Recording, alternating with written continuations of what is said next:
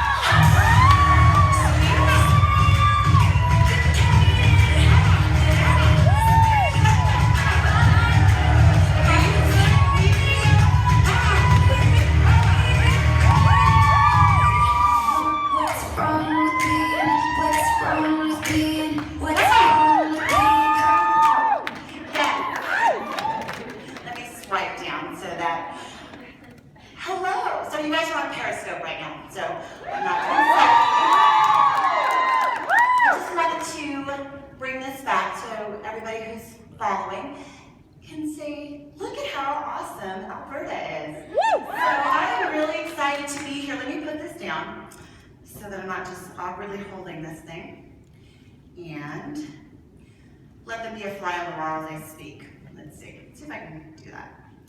All right, is everybody still there? Let me see. I don't know what I did. I think I might have messed up.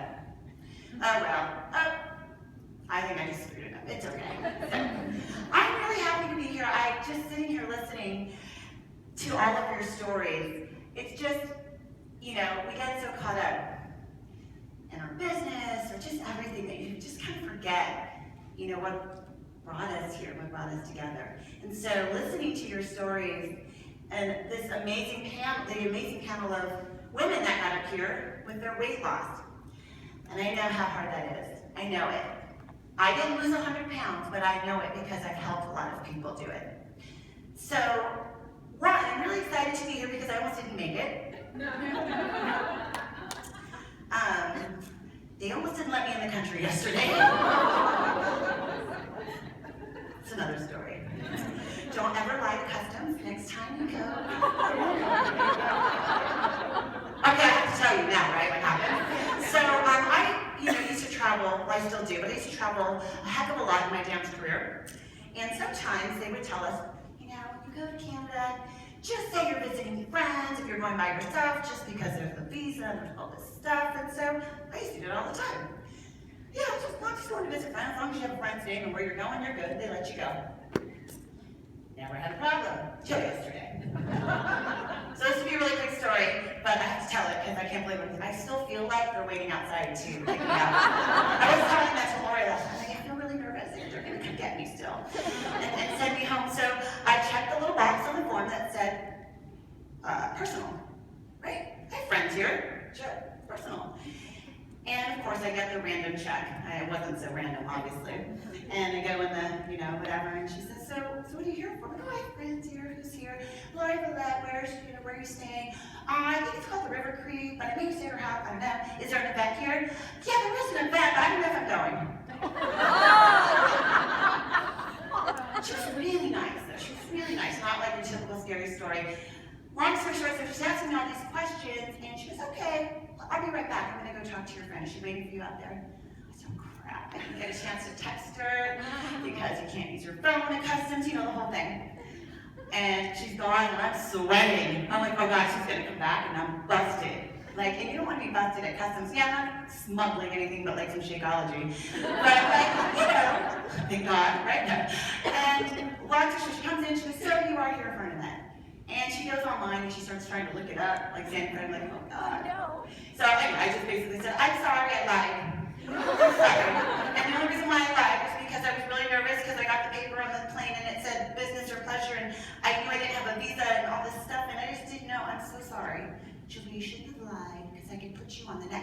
back to the States. I was like, okay, I'm so sorry. But she let me go, and she was really, really nice. So anyway, I'm really happy to be here. Moral, never lie.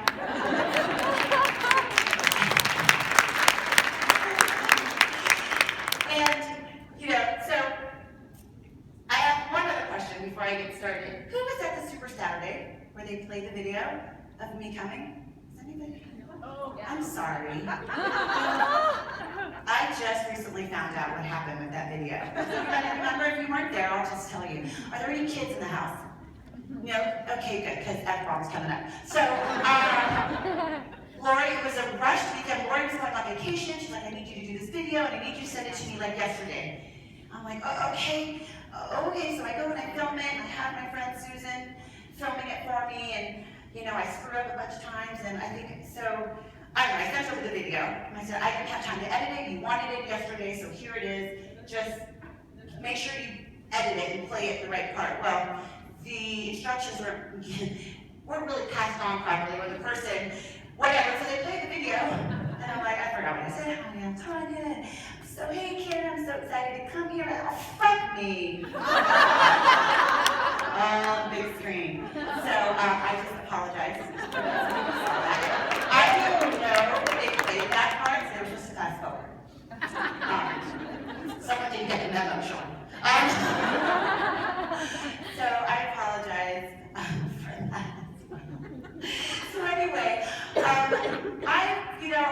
I don't want to stand up here and talk just about me, because that's not really going to give you takeaways. But I do need to share a big part of my story, because I do believe the only person you know is the person on videos.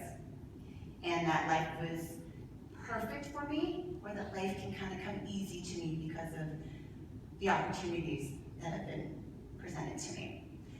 And that is so far from the truth and from the real story. And I think it's important to know that the reason I'm here today is because of the things that have happened in my life.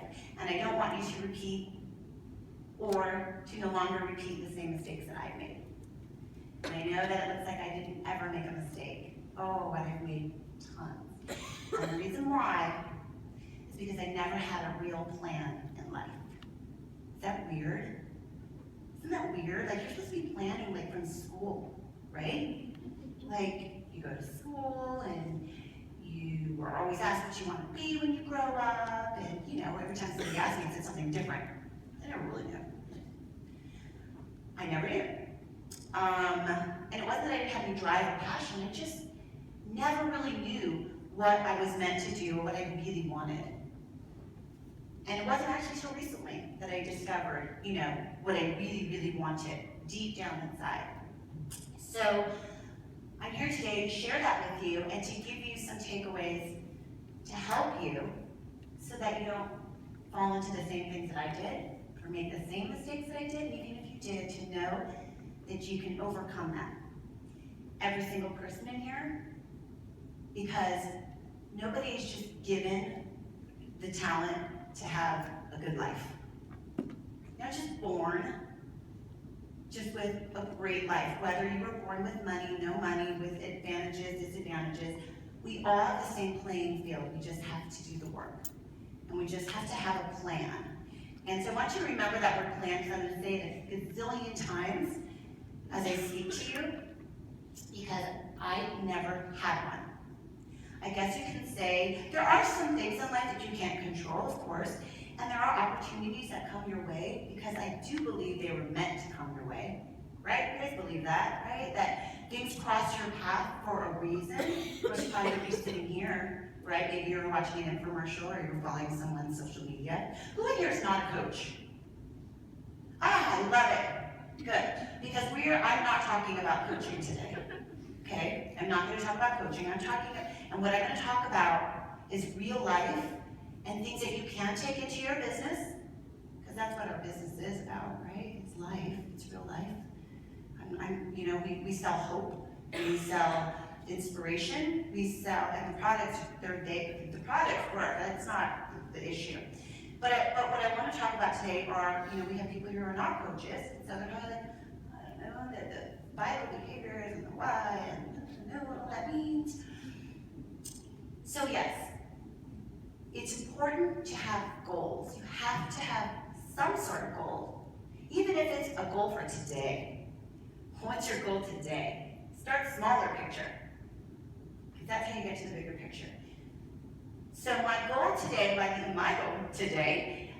the end of today, is to make every single one of you in here what I call a life planner. Not the cute little Erin Condren life planners. Those are my favorite, but they're so expensive. Dude, the life planner is like $75. Like, that's not a good plan. $75. But I want everybody here to be a life planner so that you can design the life that you want. Because I truly believe you can design the life that you want if you make the commitment, one, but two, not just goals and having a vision and knowing your why is a big Beachbody word. Your why, it's very important, but we get to that point, but guess what's missing in the middle? The actual plan. How are you gonna do it, right? We have all these dreams of where we want to go with our life and what the vision is, but it's the stuff in between, the work. It's like, that's not really mapped out for us that well. And everybody has a different plan. Everybody has a different road on how they're going to do it. So by the end of today, I hope to share with you what's worked for me finally, because I made a plan. It took me a while. So my name is Tania, not Tanya. I love it though. So I was asking, I'm like, how would you spell it? T-A-W, so somebody said T-A-W-N. In the States, they call me Tania. I guess. So somebody butchered my name recently at a big event. I was teaching 1,000 people, and they said, Tania Baron. I was like, somebody take my place? So I'm Tania. I am 42 years old. I am a wife. I am a mother.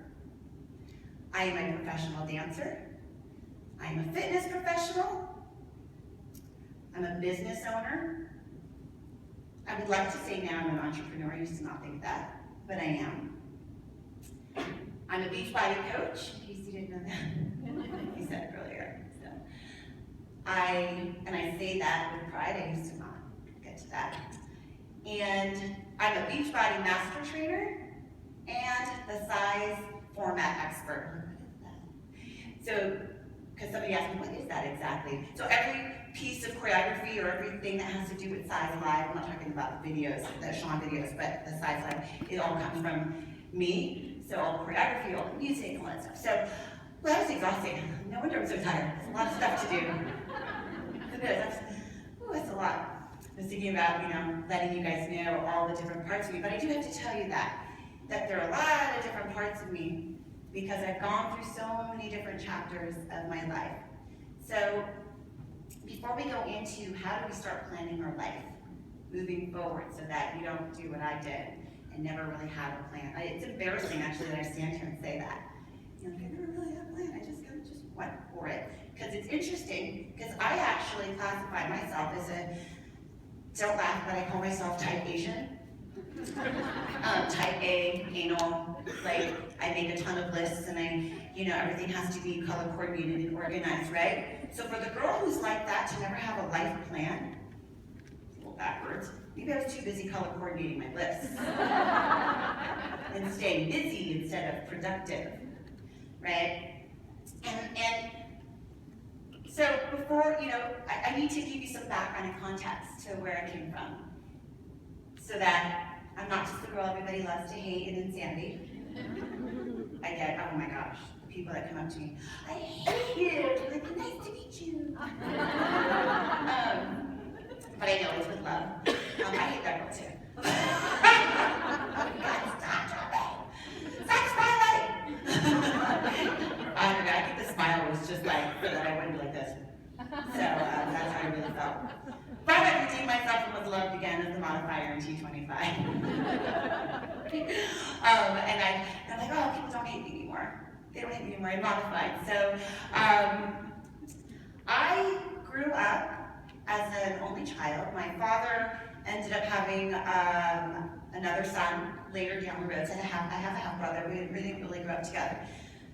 So I grew up as an only child, no siblings, and my parents had a very unhappy marriage.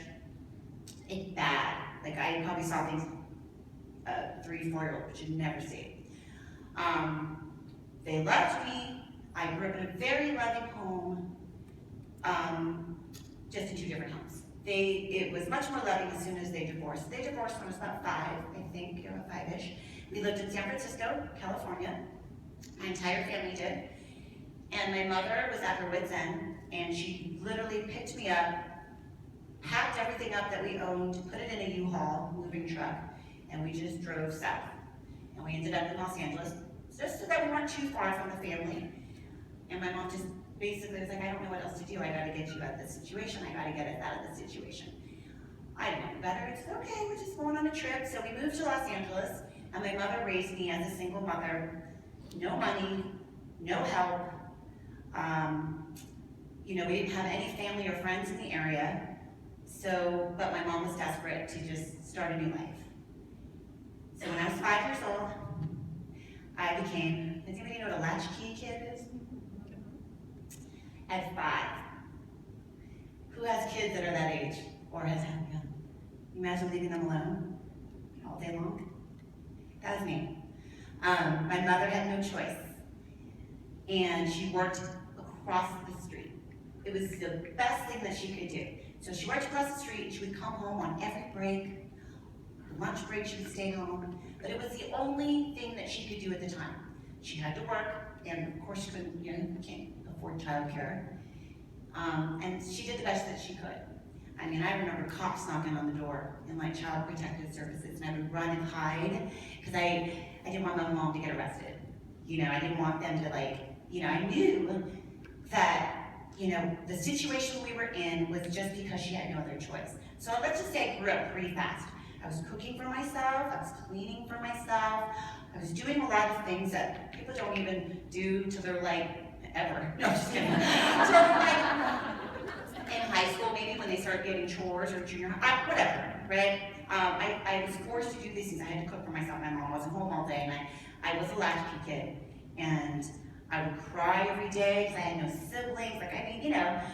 However, so fast forward, but I did grow up with a lot of love. So it made everything else okay, bearable. But that really did shape who I am. I'm very strong-willed, I'm very independent. However, I had a lot of insecurities because I was alone. I felt alone. I felt like, my dad abandoned us, and I felt I had all those issues, and I carried that, for a very long time. And it wasn't until the last 10 years that I was able to kind of get over all of that. But, so I poured myself into school because it was the one thing that I had friends, because I didn't have family, I didn't have anybody around. But at school there were friends, and I felt like I belonged somewhere, I felt community. So I poured myself into school, and I really, really loved it. And then I became Tracy Flick. Anybody? Election? No, just kidding. I was very much like a straight A student. I had to win everything. I just became that girl. I poured myself into school, and I loved academics, and I had to get an A on everything, or else I'd ask for extra credit. I'd like to stay after school, do extra courses, and I poured myself into that to kind of hide everything else that I was feeling. Kind of like Lori said, she was building homes, right? So I poured myself into school, and still to that day, at that point, people would ask me, well, what do you want to do? You're so great, you have so much potential. What do you want to do with your life? I don't know. Go to college. Okay, well, what do you want to do to get to college? I don't know. Get straight A's, do that. So I did that. Went to college. And the one thing I knew, or I should actually tell you, I started dancing when I was a little girl. My mom, when I was about 5 or 6 years old, she was able to afford to send me to dance school once or twice a week. She was able to do something because she saw that I was really bored. So I did start dancing when I was a little girl. Sorry, I wanted to mention that because it is a big part of my life. And I did that for fun. So between school and dancing, that is what I poured myself into. So college comes around, and everybody's like, well, don't you want to be a dancer? I was like, oh, hell no. They don't make any money. My grandmother was a dancer, my father was a dancer, my aunt was on Broadway. And I love to dance. I knew when I dance, that fire, that's like my passion. But I never really wanted to make a career out of it, or I didn't know, because once again, why did I not have a plan? But that's normal kind of at that age, right? You're just exploring and not really knowing. But I knew that I never wanted to be a dancer because I wanted money. So I was like, oh, I want money. So I majored in accounting. I didn't last very long. I was like, this is boring. Sorry, accountants. It's not my thing. I like numbers, just not counting them and stuff. So I quickly changed my major, and I became a marketing major with a minor in communication arts. Again, I was like, I don't want to do with this thing. But I was still dancing, because that was my passion still. I was still dancing, and then graduation came, dean's list with honors, straight A's. And I was like, oh God, 1995. I was 21 years old, and I was like, I don't know what to do. I didn't have a single interview lined up. I didn't know what I wanted to do with my life. I said, oh God. I was working at the Cheesecake Factory. Does anybody know what that is? Yeah. So that I was doing. I thought, oh, I'll just become a manager there. I'll talk to them lost. And then here comes an opportunity knocking on my door, and I'm talking about these things that kind of come in your way because there is a reason certain things come your way. I got a phone call 3 weeks after graduation. No, it was okay. I had a beeper. Do you remember beeper? And I'm dating myself because I'm using the word beeper, not pager. Before there were pagers, there were beepers. And I got a beeper, and I got a little thing to call to return the phone call. So during my college years, a friend of mine wanted to become a professional dancer, and I always just kind of like tug along with her because I love dance. I never wanted to do anything real with it. So she decided to audition for a dance agent. So she said, please come with me. I said, yeah, I'll go with you. Guess I'll be your moral support. But then I got there, I was like, well, I'm gonna dance. The competitive side of me, so I danced, and then I got the agent. And I was like, oh, I got the agent, and I was like, I'm sorry, I'm in school. I don't really want to do any of this. I just was kind of doing it for fun. And they're like, really? But you'd be really great at it? I'm like, no, I don't know. You guys don't make any money. Terrible. So when I would have Christmas break, they would call me and say, we have some auditions we'd like you to go on. I was like, well, that's a free workout. Free, college, anything for free you'll take. Even now. So I would go to these auditions when I had time. One of them, the producer liked me and she wanted to put me on a cruise ship to go dance. And I was like, oh no, I'm in school, so I still have another year of school, I can't. So I left it alone. So fast forward, the beeper, the number, they call me at Cheesecake Factory at work, I call them, it's my agent, and they say, remember, Anita Mayer Productions, you auditioned for her to be on a boat. Well, she would like to invite you to come and replace somebody on the World Power Rangers tour. Power Rangers. That was my first job. And I said, who is this? Like, what? Well, she remembers you, she went back in her files, and she remembers you. And she would like to offer you the position, but you gotta get on a plane in 3 weeks, and you gotta get your passport, and your first stop is Mexico City. I was like, huh? I've never been anywhere. Never, ever been anywhere.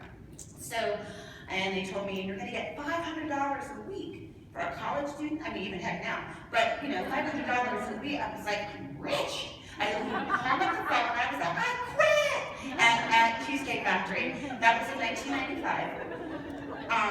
And thank God, because I didn't have a plan, you guys. I didn't have a plan. I had no plan.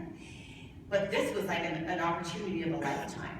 So I became a professional dancer right then and there, not an accountant. And I started traveling the world. And for the next, that pretty much was the start of my professional dance career. And I have to remind you again,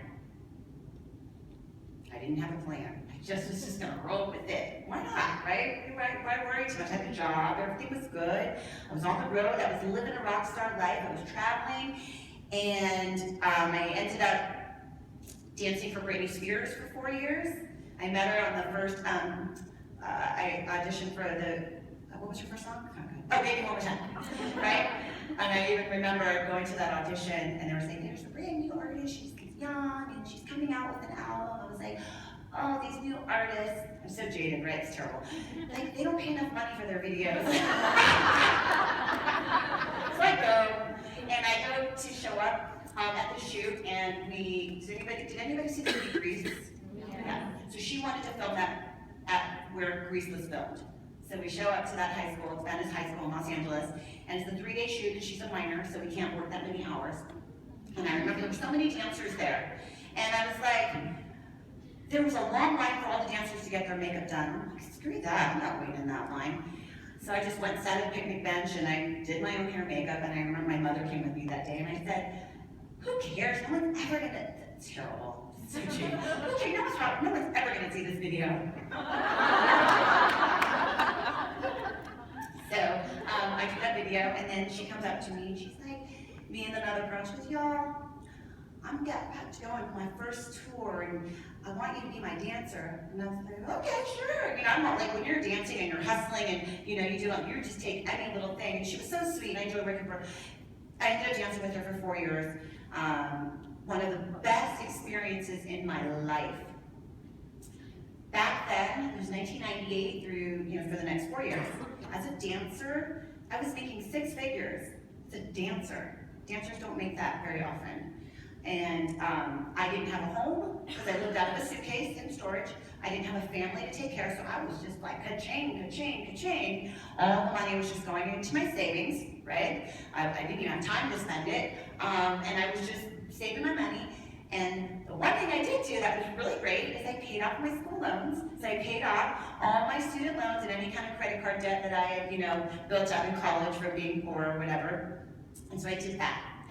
Then I was 27 years old on tour, and I said, I gotta stop. I was like, I gotta get off the road because this is kind of, as glamorous as it may seem, it's not really that glamorous it's amazing, yes. But after a while, you realize, I stopped and realized at 27 years old that I didn't know what the hell I wanted to do with my life still. You can't be on tour forever, and you can't twirl around and dance forever. You just can't. Meaning, as a performer, you could do many other things. You can teach, you can choreograph, you can do all kinds of things. But as a performer, you better start thinking of your plan, what you're going to do next. I didn't. I just was like, I don't know, but I need to get off the road, and I need to get home, and I need to find myself. Because I'm sitting here on the road, and I realize that I don't really know who I am. Right? I've just been living this high life, this rock star lifestyle. I mean, you name it, we did it all. I mean, it was very glamorous. Because she was young, we kind of were on the ride with her, and she always wanted her dancers with her. So I kind of felt like I was a rock star alongside her. But I never really knew who I was and where I wanted to be in life. Remember, I just went from college, and all these just touring. I was just traveling around the world. And trust me, I would never trade it for anything. And it was such an experience, and I was able to live overseas and do all this stuff. But deep down inside, I was still very unhappy because I didn't really know what I wanted to do with my life. Then I thought, well, I would really like to have a family. I would like to do that. Well, you can't really plan that one, right? When I didn't even have a prospect. I wasn't dating. I wasn't, nothing. I was single. I never, wasn't dating. I wasn't doing anything. I was just working. So I came back home. I resigned the tour, and people thought I was crazy. I was like, what am I going to be, 40? And still, come on. I need to, get on with my life. So I get home. And for 2 years, guys, I couldn't book one job to save my life. I don't know what it was. I don't know what it was. Maybe I was gone for too long from the dance world. People, forgot who I was, whatever it was. Maybe I wasn't as good as I used to be. I don't know. I just couldn't. So I lived off my savings for 2 years. Thank God I had it. Then 2 years rolled by, and I was like, oh crap. Now I'm 29. Now what do? I don't have any money left. I'm not booking dance jobs. What do I do? Right about that would have been a nice time to make a plan. No. Just figure it out. That's what I always do. This is a hustler in me. Right? Who's a hustler in here? Yeah? Right? You just kind of boom, boom, boom, boom. Still be that way, but have a plan with that hustle. And I just picked up the phone. I said, I called a friend of mine who I knew had this thing called a dance convention. Does anybody know what a dance convention is? You send your kids to them, or have you grown up in them? So a dance convention is you travel with a company and you go to ballrooms like this, and you travel around the country for about 6 months out of the year, and you teach dance to all ages from 5 to 18, and then at night you judge dance competitions. And I said, oh, I could do something like that, because I don't need to like perform anymore, and I can teach. I love teaching, I think. I'd never done it before, I lied. I was like, yeah, I do that all the time, so I just called a friend, and he's like, great, I'd love to have someone with your resume on our team, so I started doing that. And I started traveling, and I said, oh, thank God, something worked out, because I didn't have a plan. So I just kept doing that. I kept doing that every single weekend. I worked for 6 months, and then the other 6 months, you're off, so you have to make that money last. Okay, well, it's good money, it's really not that great when you spread it over 12 months versus 6 months. And I just started doing that. But guess what? What did I just do? I'm back on the road, like I said I wouldn't do, and I didn't really get anywhere again, right? I really wasn't going anywhere with my life. And I said, I really want a family, I really want to... But here I am, I'm just trying to survive, because I went from making 6 figures to barely paying my bills and doing the top ramen diet. You know, even, I'm telling you that 6 months of work, oh, top ramen, yes, and a coffee maker too. It works. I've done it all. So, you know, the mistake I don't want you to make, and I'm going to get to that, is from here to here, to here, to here, to here, to here. I want you to keep going here. And that's where I'm standing at today, okay? So I did a lot of these things because I never really made a plan. So I'm traveling and I'm teaching and I'm doing all this stuff, and I meet my husband, my future husband. I do meet him at a gym. And we started late because I didn't meet him until I was about 30, and we didn't get married until I was 36, and didn't have our child until I was almost 38. So we're on the late track. But there was a lot that happened in the middle of that with my life. I was traveling and doing all this stuff. I met Shaun T. I call him Sean, you guys call him Shaun T. Doing a job. I was still, when I was teaching, I was dabbling still here and there, but I did get a phone call to audition for a show called The 10 Commandments. And it was a musical that was in Los Angeles with Val Kilmer, starring as Moses.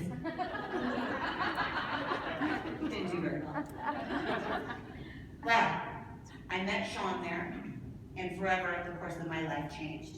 I am not successful because of him, but I have been presented with a lot of opportunities that I took to get me to where I'm at today. By no means, we met as friends on a dance job, nothing with Beachbody. So we met on this job, and I had no idea who this kid was. I just knew that he was a kid, that he was super hyper and had a lot of energy. And I was like, sit down, dude, like, you're really hyper. Like, he was this like cute young kid from Philly, and like more energy than God. I mean, like, you think he has energy now? Oh my God. And I remember us jaded little dancers, smoking cigarettes and drinking coffee in the back. I'm like, yeah, I used to smoke when I was a dancer.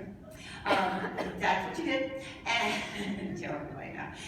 And I'm like, calm down. Like, woo, calm down. But he was the sweetest kid, and he would come up to me and go, Tania, they told me to do like a pirouette. What's that? Well, what's, all these dance terms. So we kind of buddied up. I was like his big sister. And I showed him how to do things, because he was like, I don't want to get out there and not know what I'm doing. So we became really close. And then one day, we had to try on our costumes for the first time. And I was like, where's the rest of it? In fact, I had these like little shorts, my slave outfit, and these little shorts with like a burlap skirt over it. And I was missing a top. I put my headband on. And I was like, I'm missing my top. They're like, it's on your head. It was like that big. And I was like, oh. So I go to Shaun, I was like, Shaun, did you see our costumes? He was like, girl, we're like naked. And I said, and actually dancers, they're not healthy people. Dancers don't work out, they dance. They don't eat well, they just dance. And it catches up when you get older, it does. So I said, Shaun, you gotta do something. Like, don't you like do fitness stuff? He's like, why do you teach like step aerobics and stuff like this? I said, well, can you help the sister out? Because like, we need to work out. I wasn't in like that kind of shape to wear like these little things. So every day, every morning, whoever wanted to join, he'd come an hour early and he would lead us through workouts in the morning. Yeah, we would do workouts and like get on the step and stuff, and I would fall off the step because I'm really bad at it. I remember I fell, he laughed at me one time. And he would work us out every single day, except for Fridays, because it was Sean T. Bank Day. He had to take his checks to the bank so he pays bills. Right? That's great, right? It's great. So, fast forward a year later, he calls me, he goes, I'm Beachbody. I was Beachbody. He said, they called me to like do my videos. I was like, oh, that's great. Okay, cool, I don't know what that is. He goes, you gotta come to my test group. Just come take the class. You come, you gotta be a part of it. So I show up and they kick me out. Because it's Hip Hop Abs test group. And this is one of their in-person test groups. So not the at-home where people send in their photos like Lori did, or sometimes they do the coach test groups, right? This is like an in-person test group. When I show up, they kick me out. So they're like, who are you? So I was like, no way, that's my friend. So I started with him on Hip Hop Abs, and I just started being his assistant. I was his personal assistant, / everything. Writing all the notes for the workouts. I helped him develop Hip Hop Abs, then Rocket Body. So that's why I was in the videos, not just because we were married. We thought we were married. But I was definitely not the one he wanted. So we did Hip Hop Abs, Rocket Body. And then things were going well. I was doing well financially, everything, like it was doing well. And then all of a sudden, I wasn't. But during the time I was doing well, my husband and I, we got married, we bought a condo together, we had a BMW, then he had a truck. I mean, we were like, probably now looking back, trying to keep up with the Joneses. But we were doing really well. So this is like 2007, 2008, and I know in the States, the economy was, right? I mean, real estate, like everything was starting to go down, and all of a sudden, money was running out. Money was running out. I don't get a paycheck like 9 to 5. I don't get that. It's like if I work, I get paid. If I don't work, there's no money. At the same time, my father got into some really big trouble with the IRS, with what do you guys see, CRA? Those guys. He got in trouble, the federal government, and I had to start supporting him to keep him out of jail. At the same time, my mother lost her job, and so did her husband. So they all came to me for help. What do? You help them, right? Those are your parents. I said, well, I got credit cards, and they keep upping the limit when I ask them. So that's what I did. I supported my family, and I broke, guys, broke. I broke. I had no money. I almost canceled my wedding. Sean said, no, I'll help you. He even sent me on my honeymoon and showed up on my honeymoon, actually. This like white van comes and he's carrying a sign. I'm like, who is that? And it's Sean. He's like, welcome. Anyway, so that's our history. And 2010, I filed bankruptcy. Something that I've only shared starting last year. Because, like Lori was saying, we'd be, perfect. I never wanted anybody, I'm the machine, damn it. Right? I'm the girl on TV. I'm the girl that's like, you would never think, that something like that happens. I'm not saying I'm a bad person because of it. I made bad decisions and I never had a plan. That's what happened. It happened to me. And I'm like, if these damn 800 numbers don't stop calling me, now they're like knocking on the door to repo my car. I remember the day they came, like I was scared out of my ass. I'm like, who's knocking on my door, And that was 2010, so just 5 years ago. I'm talking flat broke. I was like, again? Why do I keep doing this? Why? Because I never had a plan. I'm telling you guys. I didn't know. So I bowed my head down. I lost everything. We lost everything. We didn't have our son yet. Thank goodness. But we lost everything, and I didn't know what to do. I didn't have a damn plan. But we knew right then and there that we were done feeling like this, and we were done going like this all the time. I was done. I was actually emotionally spent from my family. Like my parents even showed up and moved in with me and announced. Knocked on my door at 2 o'clock in the morning on a Saturday with all their stuff. It's like, we're moving in. What? So that is, the cause of all my financial problems is I didn't have a plan, and I was shelling out way more than was coming in, living off credit, and I'm talking like over $200,000 in debt, not including my house. And I couldn't keep up anymore, so I said, I'm done, I've had it. We filed for bankruptcy. We decided right then and there that we needed to make a plan so we'd never end up like that again. My husband is also a freelancer, so there was no security in anything that we were doing. So we started over, and what a relief, right? I was like, wow, this sucks. I'm embarrassed. I have nothing, but I know from this point on, I'm gonna make a plan from here on out, and this is what I'm gonna do. I called out my friends who were doing dance conventions again, and I said, I need to come back. I need to, I kind of was in and out. I was doing all this stuff with Sean. I was in and out of like it was a lot going on. I said, I gotta come back, and I'm committing this time. Like, I'm gonna stick with you, I'm gonna do this, I'm gonna get on the road, I'm gonna teach, and things were going really, really well. I got pregnant, and in my second trimester, I lost her. So, sorry, I wasn't gonna cry. That's something that makes you cry. But clearly something out of my control. And it was part of my dream was to always have a family. And so I lost her. I knew it was her, because we were not that far along. And I don't think I've ever had my heart broken like that. So I'm thinking, oh, we're working now, we're doing it, we're starting our family, things are starting to work finally. And then that happened. And you can only imagine the grief and the blame and everything.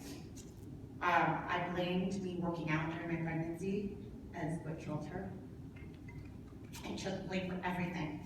So I got over it eventually, and I said, okay, but in my plan, in my map, I want to be a mom. I still want to be a mom. I'm not going to give up. So I said, can we do this again, honey? Can we do it again? So after talking about it, going through the grief and doing it, we decided to do it again. And I had a very healthy pregnancy. But I was so paranoid. Imagine how paranoid you are when you lose a child in the second trimester of doing anything wrong during your pregnancy. Like, I wouldn't even jog. I'd do anything. I walked. That was my exercise. A lot of people say, did you work out during your pregnancy? Nope. I gained a ton of weight. I gained 60 pounds. And for a little girl like me, that was a lot of weight. I ate. You're pregnant, whatever. You eat. But I didn't exercise because I was paranoid.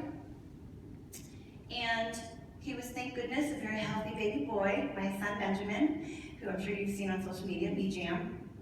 It's B-Jam, not Bijan, it's not that fancy. It's not Bijan, it's so sexy, it's just Benjamin, his baller name's B-Jam. So I had him, and I gained a ton of weight. I had a C-section, and my body was, no, not the machine. No. And I thought, that career's over. Done.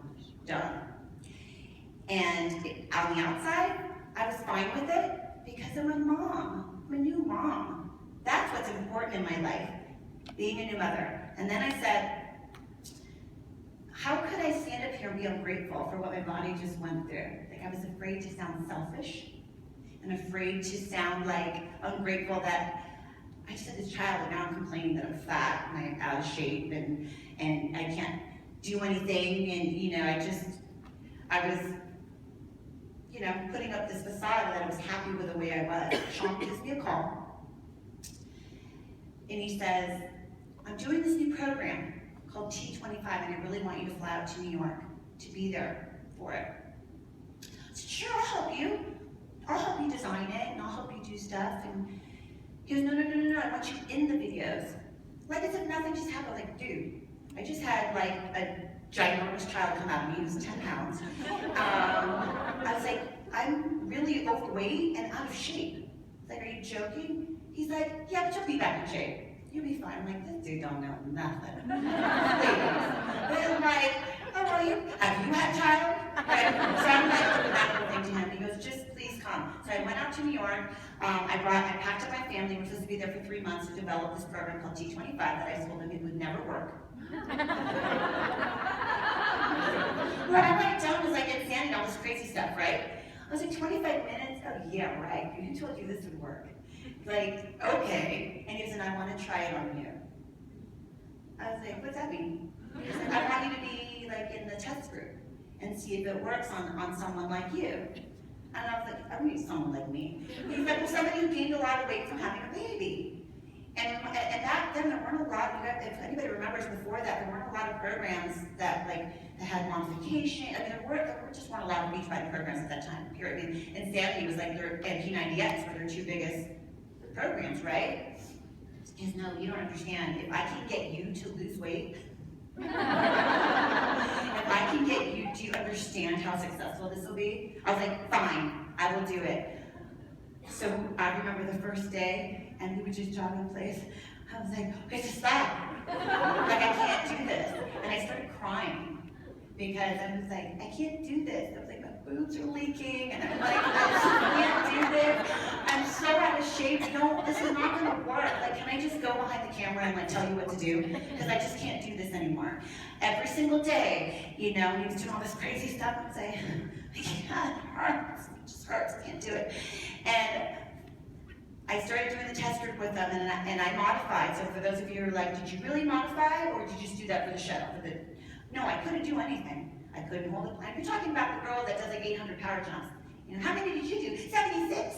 You know, that girl? I couldn't even I couldn't do anything. And I modified in T25, just like so many of you may have, right? And I really did for about 4 weeks. And then all of a sudden I was like, the weight started coming off. I was eating better because I wasn't eating like Cheetos every single day. And I remember the first day I held a plank longer than 10 seconds. I had my knees down, but I mean, like, I was able to like do it. And you know, this whole section was just a mess. And I started to feel like myself again. And I realized that I was wrong. This program works. It really does work. And so if you've seen the infomercial and I was a real testimonial, and I think it was finally, I was relatable to people, right? I was relatable. So I wasn't a coach yet, I wasn't doing anything like that. So living in New York, doing this whole thing, and Beachbody actually asked me, do you want to stay in New York? And they offered me a position, not to go in-house, but they offered me a position to work with them as a trainer to help train their future test groups. They had a lot of stuff going on in New York coming up, and they wanted me to work with helping people lose weight. And I was like, for how much? When they showed me how much they were going to pay me, I was like, yes, yes.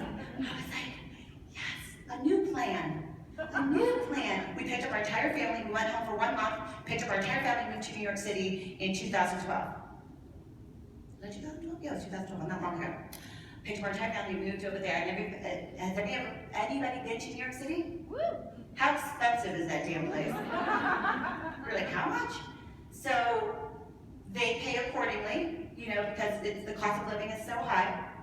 I had a really good job, but I was an independent contractor. I was not working for them in-house, thank God, because moves on to my next story.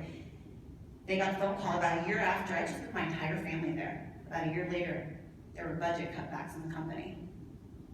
And they said, the New York office is closing. And I said, what? I just moved my whole family here. My rent is $5,000 a month. I'm not kidding, it's stupid. But not kidding. What am I supposed to do? And they told me, you're fine, but we're gonna cut your contract in half. In half. 50%. That's my rent. Just that alone. That was July 2013. I said, what the hell am I supposed to do now? Do you imagine all the emotions that came back to me of where I was in my life? Here I go again. But now I have a child and a family to support, because when we moved to New York, my husband decided to be the stay-at-home dad, which is a whole nother thing, right, to get used to. We had a lot of different family dynamics going on. My father, he decided to be the stay-at-home dad because it was cheaper than getting nannies and all that stuff. And he was barely 1. So I wanted us to raise him, not a nanny, not to go work just to pay the nanny. So my husband was at home and I was working. So now we're at 50% income for all the 3 of us in New York City. He said, well, what the hell am I supposed to do now with 50% income and 100% of my bills? A friend of mine came to me, she says, you should be a Beachbody coach. I said, oh yeah, no. My exact words were, those are a bunch of crazy cult people. No, those are a bunch of crazy salespeople in a cult. I will never do that. They go, but you would be so great at it. All you do is help people lose weight. All you do is coach them. I said, yeah, that's different. I don't have to sell anything. So just like all of you have probably said once in your life, I never want to do that because I don't want to be a salesperson. I don't want to do that. And I said, well, I need a plan. So, okay. I'll do it because I need to do something because next month I don't have any money. So I signed up with a $39.95 no challenge bag. I didn't know what the heck that was. Signed up $39.95, couldn't figure out why I was not active. And, you know, it says inactive because you didn't do it right. So, because I didn't ask for help, I just signed up figuring I knew what to do. I didn't know anything about the coaching role. All I knew was that these people were making money and I needed to make money. So I didn't go into it the way some of you did, which was a life transformation, you lost a lot of weight. I went into it out of desperation. I needed to do something with my life and figure it out fast because I had to make some money. But what I did know what to do was to help people change their life. I knew how to do that. And so somebody said to me, well, that's all it is. I said, it is? Yes. You just help people change their life. You do that, but you're just kind of doing it online versus in person. I said, oh, well, I know how to do that. I love that. I love helping people lose weight. I love that. So that's exactly what I did, and that's the only thing I focused on. I didn't know what the COO and the leg and a blah, blah, blah. I didn't know any of that stuff. Sign a coach, this and that. I just buy T25 because it really works. That's all I knew. You should not just buy it, but do it. Do it. So August of 2013, I became an official crazy girl. Like you, like some of you. And I quickly, surprisingly, because I was focusing on just helping people, I really was, I replaced the lost income, then I was realizing that I actually matched my income. And I said, are you joking? What? Like, I don't have to stay here in New York City anymore. Like this was only 4 months ago, guys. Only 4 months ago I left New York City and left my full-time job. I built my business 1 hour in the morning and about 2 hours at night after my son went to bed. That's all I did. About 3 hours a day to build this business because it's the only time I had. And I'm not going to talk all about Beachbody, but I want to talk about some actual things you can take away to your life, but it's important for you to understand that I decided that I no longer needed to live in New York City and that I could be a full-time crazy girl. Right? I can do this because I somehow replaced my income. How the hell did that happen? You know, and I was not focusing, I wasn't stressing on, I never wanted to be a top 10 coach. I never wanted to be all these ranks.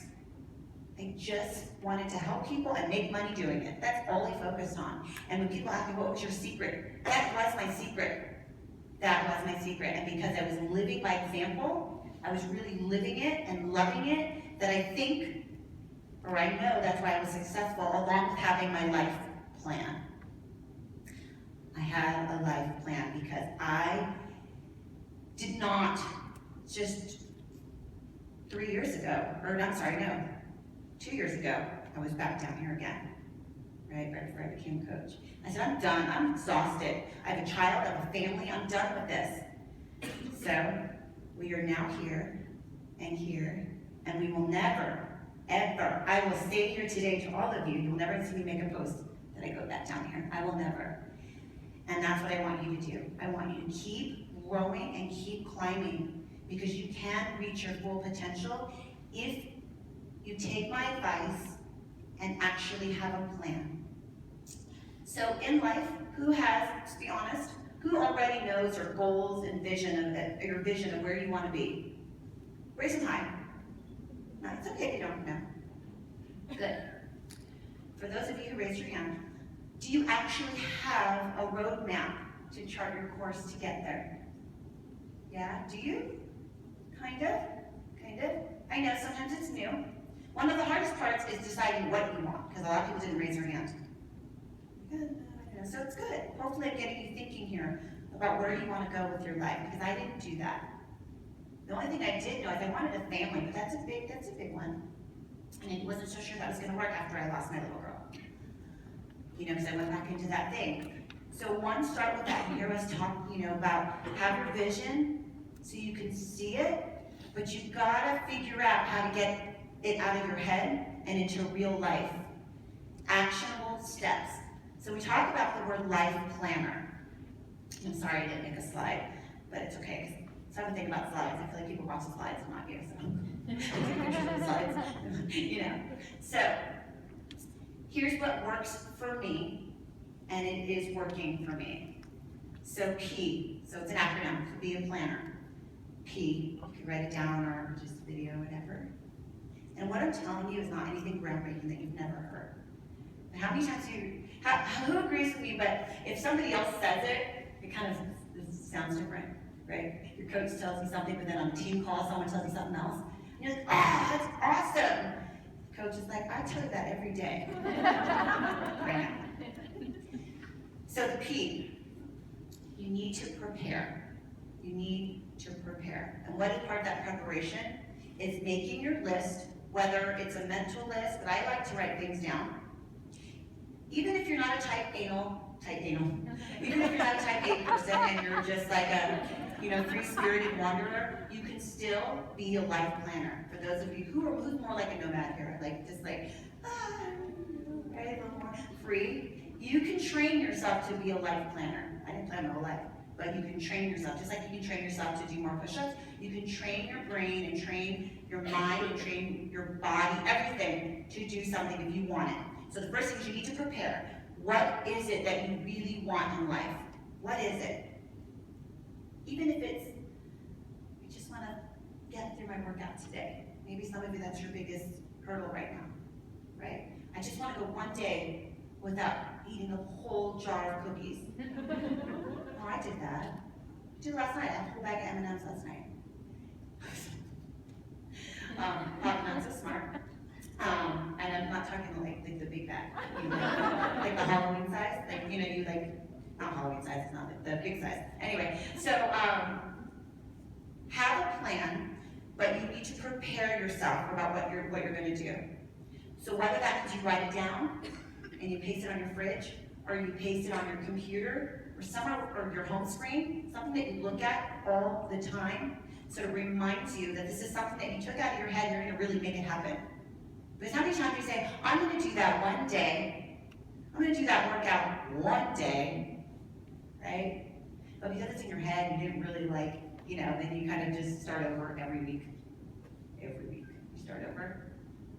So actually prepare yourself for about what you're supposed to do, what you want. So if you're a list maker, write it down, whatever it is. You have the right to decide what you want in your life. You do. I know a lot of times we don't grow up that way. Sometimes you're told this is what you're supposed to do in life. I know I'm Asian, we're like that. This is what you're supposed to do. L, next letter, planner. You have to lay it out now. Now it's time to get into the nitty-gritty and lay it out. What does it look like to you? Whether it's reverse engineering, whether your plan is, I want to start taking more vacations, or a vacation. So what is that going to do? What do you have to do that? Do you need to reverse engineer how much money you need to start saving from month one to get there? What is it, right? If vacation is one of your things on your life plan. You have to lay it out in such a way that's going to make you follow the steps. So I use the rule of 5, and that is the 5 things every single day that you are going to accomplish. Every day, those same 5 things. They have to be the same 5 things every single day. So whether that means you need to put it in your phone, like little alarms to go off. Maybe 1 is to do your workout every day. 2, you're gonna make the bed every day. Something, right? Your 5 things, or you're gonna put away $5 today, right? Something that you're gonna do every single day. I like saying 5 things, because everybody can do 5 things in a course of 24 hours. You can do 5 things.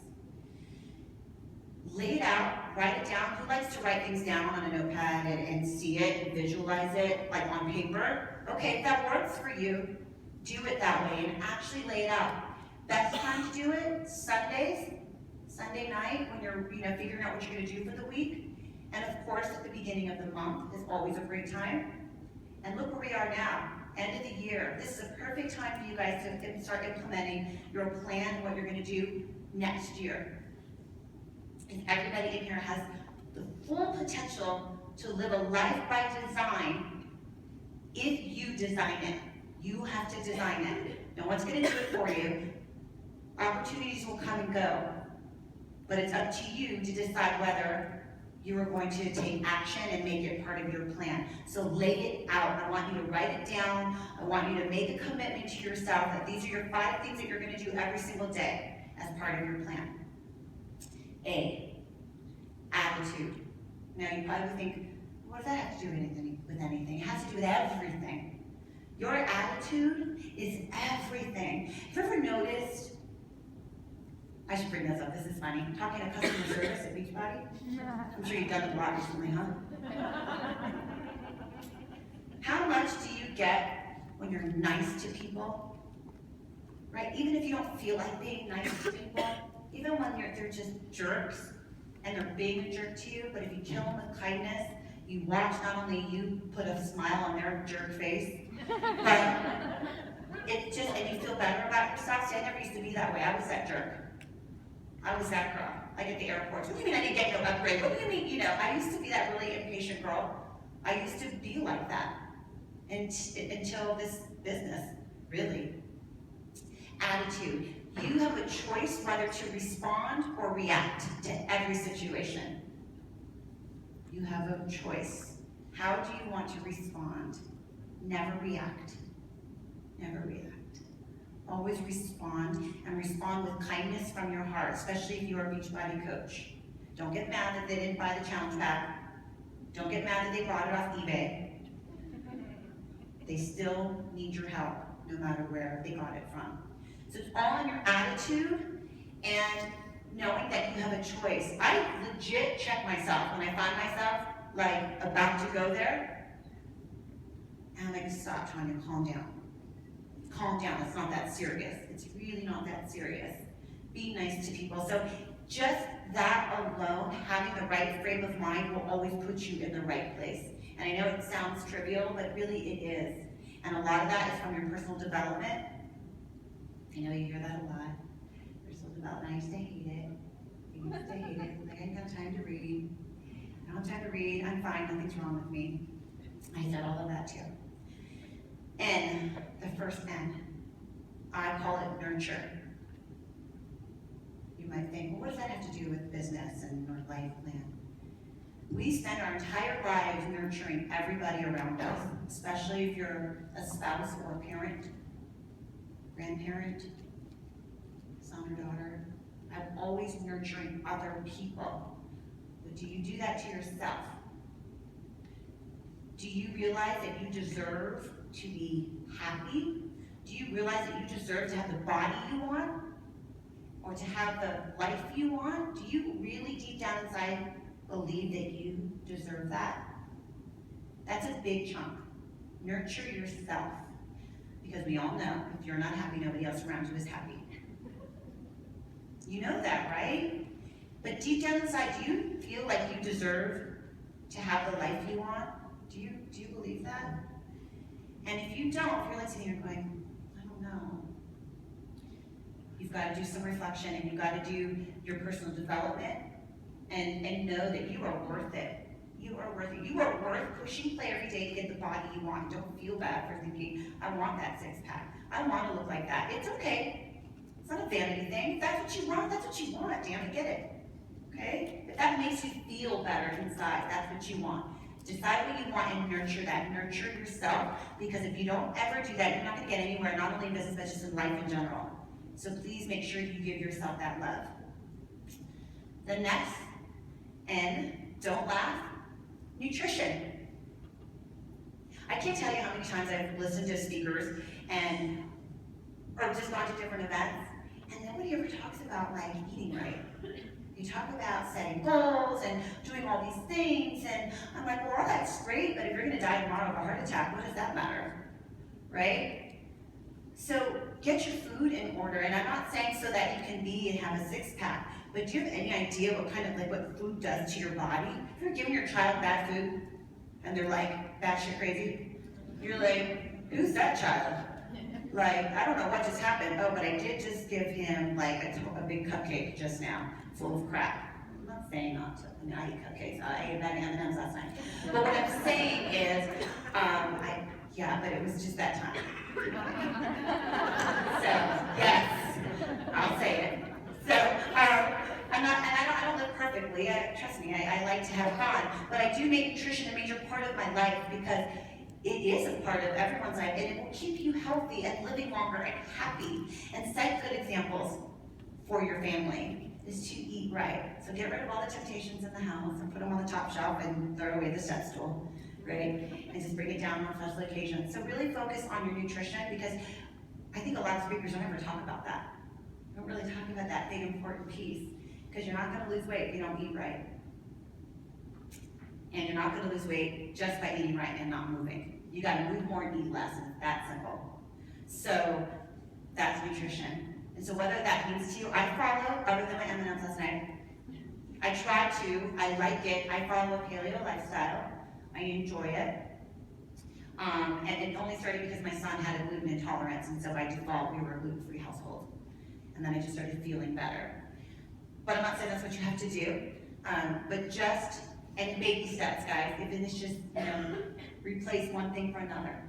Baby steps. Replace the cheeseburger, have a cheeseburger, maybe have it in a lettuce wrap or something. Or switch to like a super lean bison meat. I don't know, something, right? Just little steps for your nutrition. E, the next letter, E. What do you think E is? Exercise. You gotta exercise physically and mentally. You have to do that every single day. And I don't mean that you need to do like crazy insanity or any Beachbody program. I just want you to move, right? I prefer Beachbody programs because you can get up in your pajamas or naked and work out and then be done. Like you don't have to get all dressed and let you go to the gym and then spend an hour there and then, the whole thing. It's like half a day, who's time for that, right? So I truly believe in our programs because they work. I know they work because I've done them. Not because I was in the videos, but because I've done them. So exercise. Make that a major part of your life. If that's one of your 5 things on your little layout plan, yeah, so you can check off that box. I'm sure everybody, who has a schedule for when they work out? Who doesn't have a schedule for when they work out? Okay, try it. Try it, it'll make a big difference in your life if you actually set a schedule. Because if you don't put it in your calendar, it doesn't happen, is what I've learned. So even schedule your workouts. Okay? And the last but not least, especially this time of year we're coming on, the R for planner, is reflection. Who here stops and reflects? Ever? Who just stops and reflects? It's not easy to do. Good, wow, good, I'm glad. It's not easy to do because you have to face your faults and make your list. I love lists. So if you don't already do this is a very common exercise. Make a list, and I like to do this like once a month. What worked for me last month and what didn't? I divide the paper in half. And I write down all the things that worked, and on the other side, all the things that didn't work. Have you ever done that? Like really done it? Not just in your head, but really done it? Do it. Then I want you to go back to that list and make a big X to the part that didn't work. And never do those things again. And you're probably thinking, but shouldn't I take those things and get stronger at them? I don't believe that. I believe you should play on your strengths. That stuff didn't work, so why go back? Why? Why? It didn't work, so leave it alone. Focus on the things that you were good at, especially in this Beachbody business, because there are a lot of different facets to this business. Focus on your strengths and what you are good at, not just in Beachbody coaching, but in life. What are you good at? What are your strengths? And play on those. No one wants to be a jack of all trades and a master of none. Nobody. Right? Which is, who follows Chalene Johnson? Good, good. And she talks about how multitasking is bad, right? To focus. And the moms in here are like, what the heck are you talking about? I got to do like 12 things while I'm driving everybody to soccer practice or whatever, hockey practice. You know, so she talks about that, about having a focus and to really focus on your strengths. And when you reflect on things like that, you will find out a lot about yourself. Maybe you were nasty to somebody last month. Maybe you just weren't very nice, very good person. You gotta go back up to that A and check your attitude. So I go back to this planner acronym, and I always check myself. I'm the first person to check myself. Like, nope, you were wrong, you sucked. Or, oh, you rock this part, you're good at this. How many of you have tried to do different things in your business and life just because you wanted to try something new? Or maybe you heard Scotty Hobbs talk, or you heard Janelle Summers talk and go, oh, that's what they're, I'm gonna do that. How many of you have done that? Okay, that's nothing wrong with that, but that's why they stand up here and talk. Then next month you hear, oh, Christine Breyer, she does it that way. Or Lindsay Matway, she does it that way. I'm gonna do that. Yes, and you switch again. Constantly, constantly, constantly. Stick with what works for you. I know I do it all the time. Because I'm always thinking, maybe when I'm trying to reignite the team or reignite my passion, I want to try something new. You can try new things, but how about base it off of the stuff that does work for you already? Don't just try to switch your whole game, right? Then some of you are probably like, but nothing's ever worked yet. So I'm trying to figure out something. So that's a good one. Who feels like that right now? Like, I just reach out to people, nobody wants to get back to me, and I don't know what to do, or I have a lot of customers, but nobody wants to work the business. You hear that a lot, right? Raise your hand if you heard that person. Okay, I had a talk even with Lori last night about that. And do you know and you believe that you attract the same people, right? So do you want to attract the people that want to work the business and they want to work it hard? Then you yourself may need to step up your game and really do the things to attract those people to you. Whatever those activities are, go back to your L, go back to your layup. You can do this planner method in your business, in your life, anything, whatever you want. But my message to you is to don't go through life without having a roadmap. You've got to chart your course, because you will run the risk of not only getting lost, but never even finding your way back home. You're just like here, which was me. I sure found my way back somewhere, and that was down there. Down there. And I will never let that happen again. And you know, I stand here and talk about income, and I do a lot of that stuff. And income isn't everything. No. Family is everything for me, but income was a big part of me because I lost it so many damn times. So it is a big part of where I want in my plan is to never be in that place again and wanting financial freedom. Sometimes it's taboo to talk about money. I don't think it is at all. Money, it's a freedom to, I grew up with nothing. Really, not nothing, that's not true, but I mean financially, we didn't have anything. And then I was supporting my family.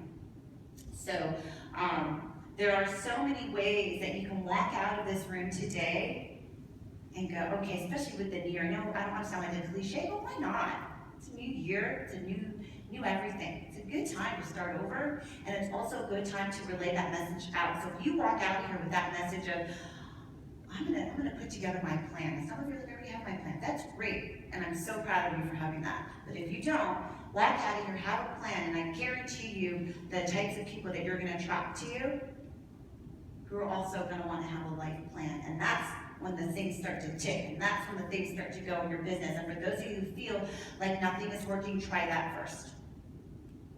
And of course, we all know in this particular business, or actually everything, it's consistency. And I know that word is like, I don't ever want to hear it again, but it's true. You got to show up, even when it's so not sexy.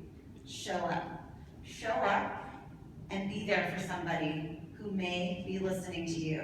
Were you that person who was following somebody for like 6 months before you like reached out to somebody, or maybe you've had somebody come to you and say, I've been following you for like, but maybe they don't use the like button, or they don't comment or anything, but they're following you. And imagine if you didn't show up for them for like a week. So, consistency, especially for your newer people. So I've only had my business for 2 years. I know people think like, you must have had it for longer. They wouldn't let me be a coach for many years. I get it. I get it. Because once upon a time, I did a Shakeology video. Don't now, you better look it up. So once upon a time, this is a really funny story. Really quick, we were doing Insanity. Carl came to watch the shoot. And he had this idea for a Shakeology. Well, Shakeology was like, it tasted awful back then. And had Shakeology, and he goes, I want to provide workouts for people, some free workouts. So if they buy Shakeology, they get free workouts. I was like, that's a really cool idea, because I want you to do them. And I went, huh? But I'm the backup girl. I don't speak. Like, I speak powder. I don't speak, like I don't want to do that.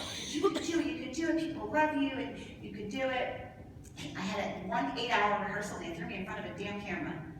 And I did these Shakeology workouts called, now you're gonna look them up because you can still find them. If you go on Beachbody on demand, you see me like this at the bottom. Okay, so that's what that's from. It's from the Shakeology workouts. It's called like the 30 and the 50. Oh, it's so embarrassing. So I was like, can I do those now? But anyway, so back then, that's why I couldn't become a coach, and people are like, oh, you would have been so rich by now. But it wasn't in my plan, obviously. So I just became a coach 2 years ago, and in that 2 years, it's not about bragging or boasting at all. Well over 6 figures in the business, and I checked when it's crazy. I'm like, I just play on Facebook and help people lose weight.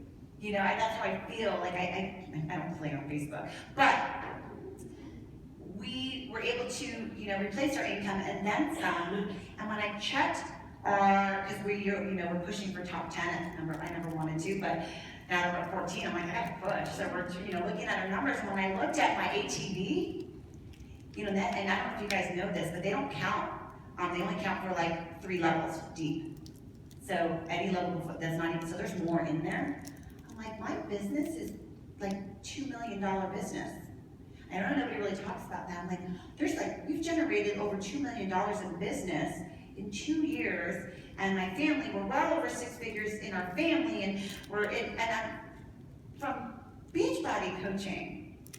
So it is my plan to continue doing this, because not just because of the money, I really do love it. And when I stand here, sitting here, and watching you guys come up with your signs of, it's like, are you kidding me? Like, this is what we get to do with our life. And for those of you who are not coaches, you might want to be now. But it's true. And how many of you would cringe when when somebody asks what you do for a living? Or what you do, like, I'm a coach. I'm a Beachbody coach. I want you to be able to get to that point and say, I'm a Beachbody coach. I'm a Beachbody coach.